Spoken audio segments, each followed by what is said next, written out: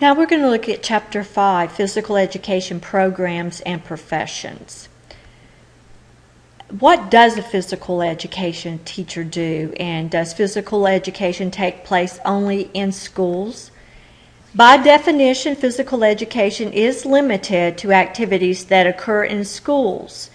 Then how would you describe programs that look similar but are conducted in other places, like the recreation community or in the YMCA or Boys and Girls Club?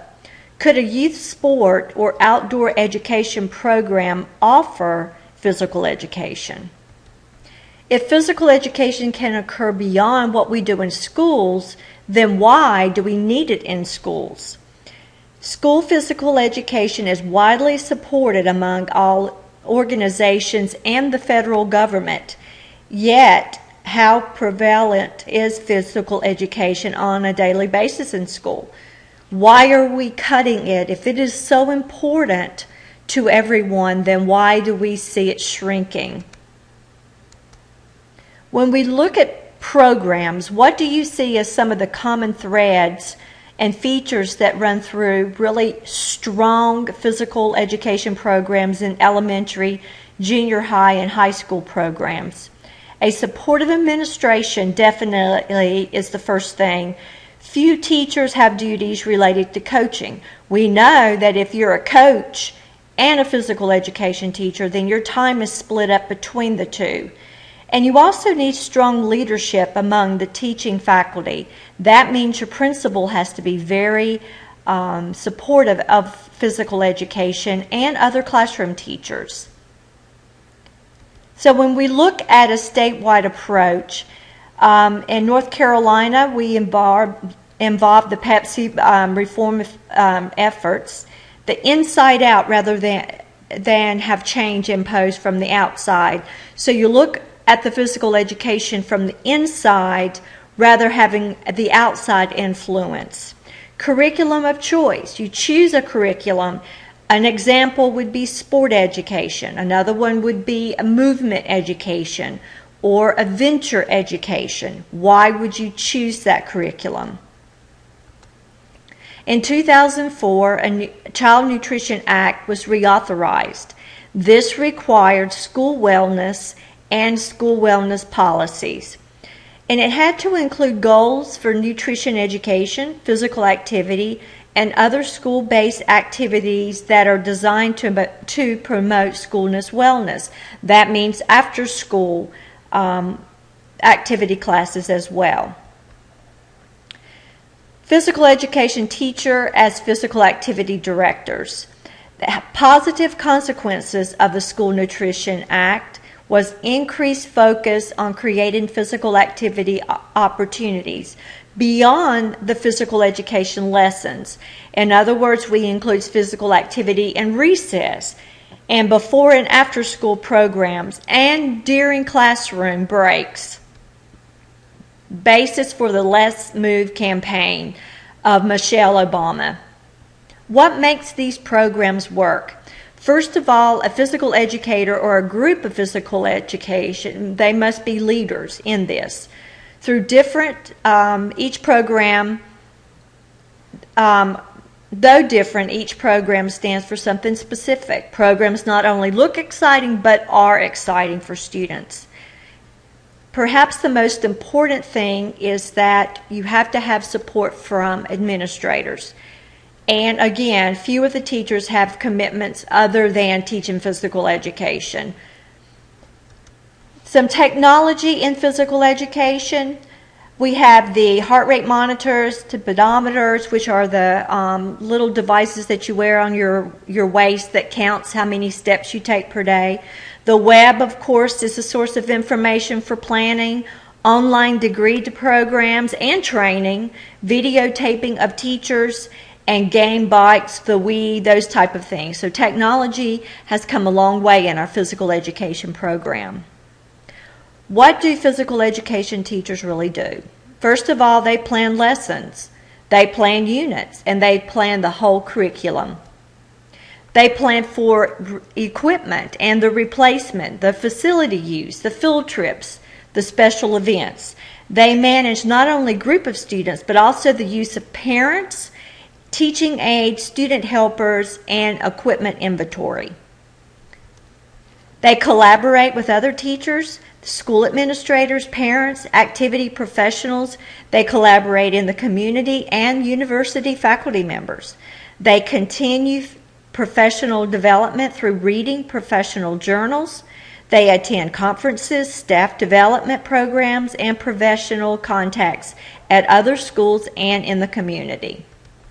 They counsel students in regard to not only the goals of physical education, but also family issues and personal matters.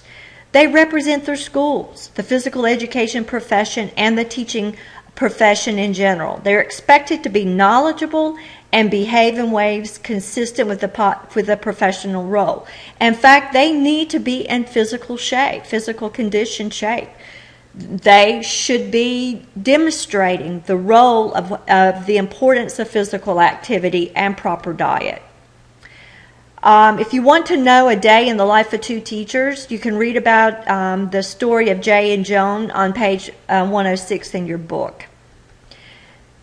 You need to understand that physical education teachers teach as a team. So what does that mean?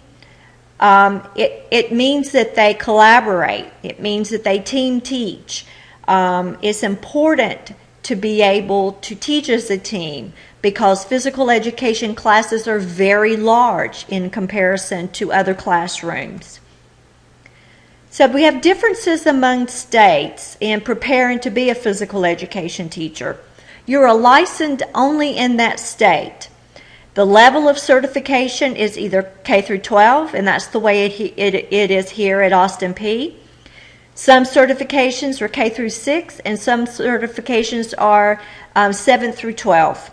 The number of teaching specialties, some specialties are only physical education. Here at Austin Peay, you will also be certified not only as a physical education teacher, but as the wellness teacher that is in charge of the wellness component of the high school.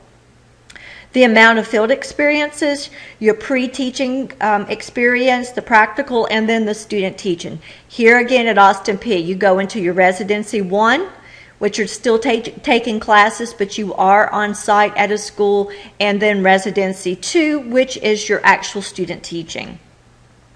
The national standards for physical education comes from NASPE.